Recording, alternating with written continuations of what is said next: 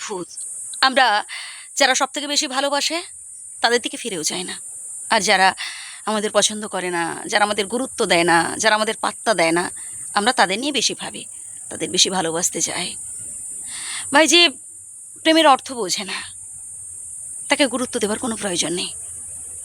যে আপনাকে নিয়ে ভাবে না, কেন তার পেছনে ছুটছেন, কেন তাকে ভাবছেন? এই পৃথিবীতে সবথেকে বেশি নিজেকে নিয়ে ভাবুন। যতক্ষণ আপনি নিজেকে ভালোবাসতে পারছেন, যতক্ষণ আপনি আসলে নিজেকে গুরুত্ব দিতে পারছেন, এই পৃথিবীর কেউই আপনাকে বুঝবে না।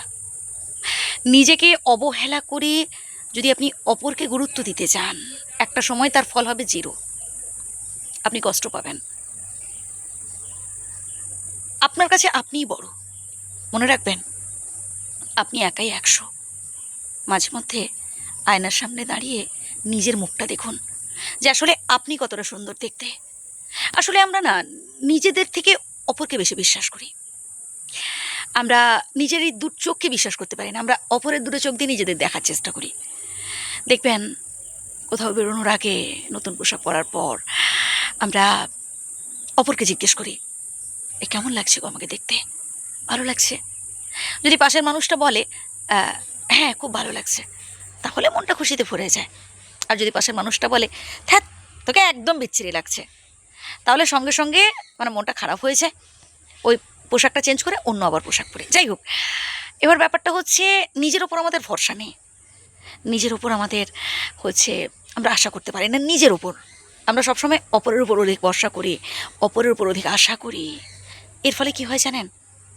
এর ফলে কষ্ট পাই আমরা বেশি। ভাই, সর্বপ্রথম নিজেকে ভালোবাসুন, নিজের কথা ভাবুন। আবার আমরা অনেকে আছি নিজেদের ভুলগুলোকে চোখে দেখতে পাই না, অপরের ভুল ধরায় আমরা ব্যস্ত থাকি। হ্যাঁ, অপরের ভুল যেমন ধরবেন ঠিক তেমনি নিজের ভুলও ধরার চেষ্টা করবেন। অপরের দিকে আঙুল তোলার আগে নিজের দিকে আঙুল তুলুন। আগে দেখুন যে আপনি কতটা নিখুঁত।